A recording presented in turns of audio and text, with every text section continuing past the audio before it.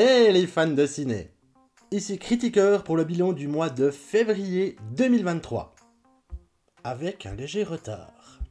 Le bilan sera assez court, déjà parce que le mois de février l'a été, et également parce que ça a été assez pépère en termes de visionnage, et qu'il y a eu une grosse session gaming. Mais ne vous inquiétez pas, je vais vous expliquer tout ça, du coup, on se lance.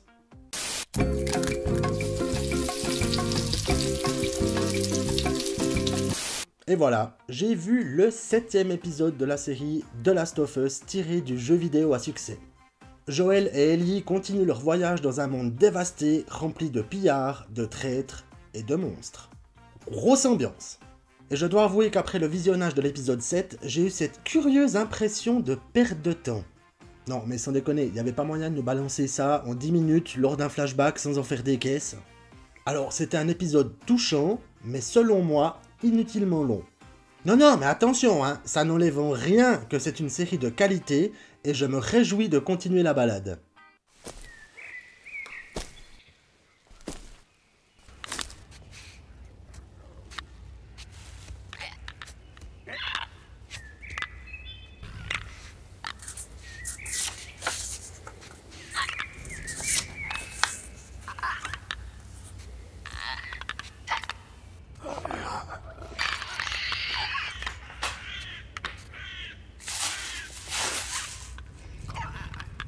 Omelette aux champignons, me voilà.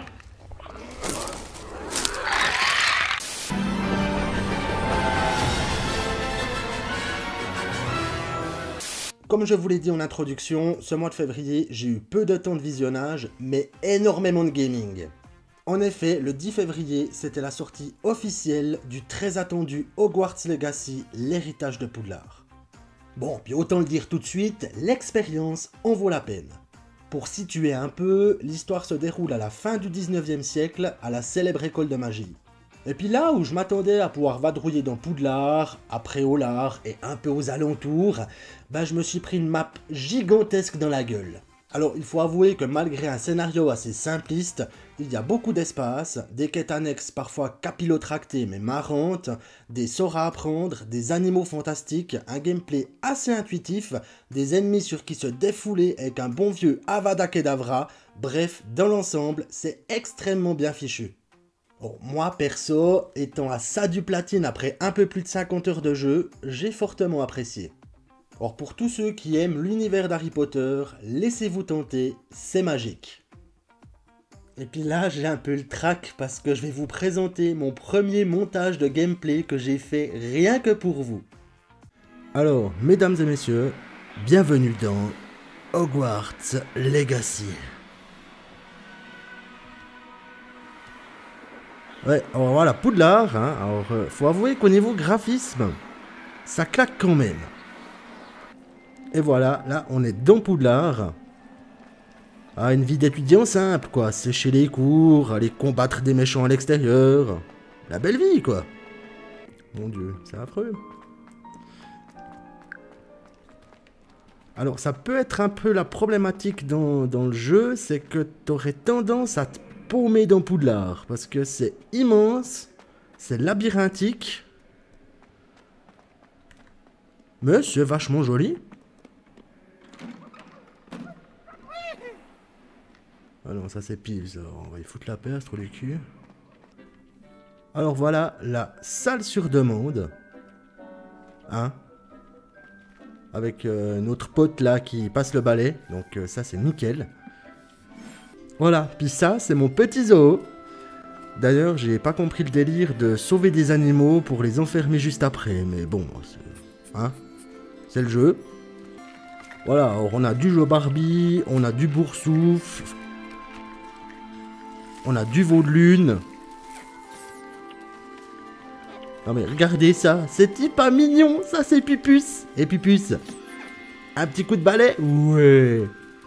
Mais c'est trop mignon ce jeu. Et puis Josiane, elle est où Josiane?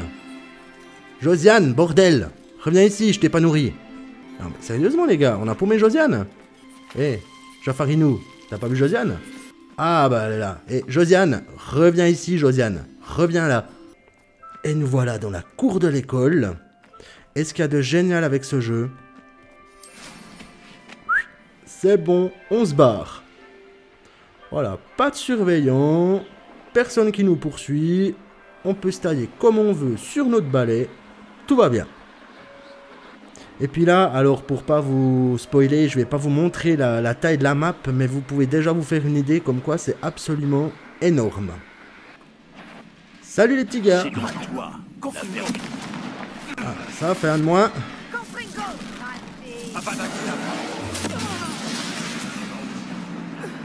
Ouais, il est mignon ce jeu.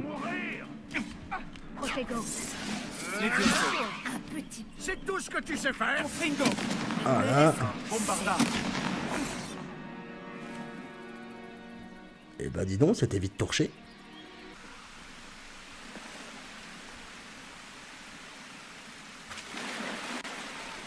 J'ai glissé, chef. Oh, une grosse bestiole.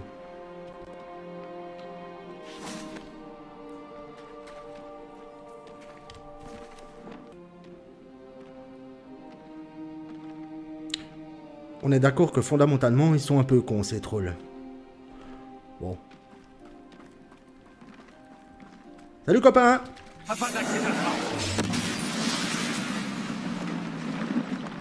Un troll de moins. Voilà, puis si vous avez peur du noir, il y a toujours le fameux Lumos. Mais bon, là, c'est pas utile, il y a des lampes.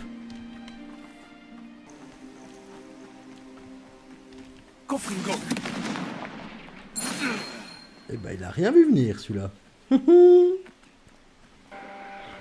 Alors voilà, pour ceux qui aiment l'univers d'Harry Potter, les créatures magiques, voler sur un balai, et puis dézinguer des mages noirs à coups d'Avada Kedavra, Hogwarts Legacy, c'est fait pour vous. Ouais, puis je voulais pas vous spoiler, mais ça c'est la map.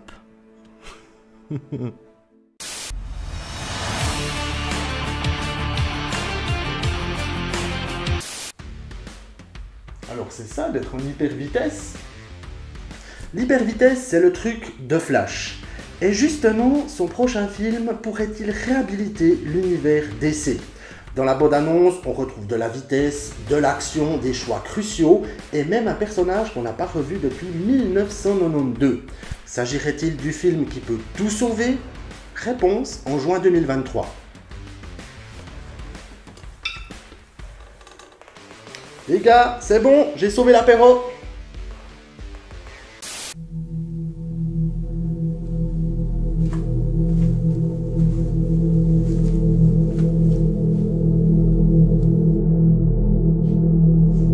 En 2023, on nous ressort un film de possédé sous le titre L'Exorciste du Vatican. La petite différence cette fois-ci, c'est qu'il s'agirait d'une partie de la vie du père Gabriele Amorth, qui était chef exorciste au Vatican de 1986 à 2016.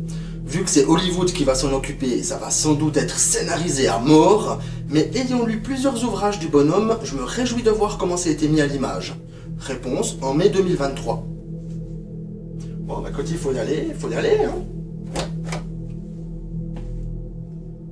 Ah, le prêtre. Fous le camp de là, sinon j'efface tous tes trophées PlayStation. Alors là, faut avouer que c'était violent.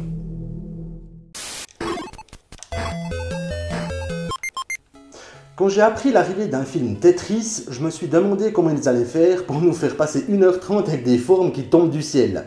Puis j'ai appris que le métrage allait traiter de la naissance du jeu et de son arrivée sur Game Boy en 1984. Au vu de la bande-annonce, ça semble nous promettre quelque chose de fortement sympathique et proche de la réalité. Réponse sur Apple TV fin mars 2023. Yes.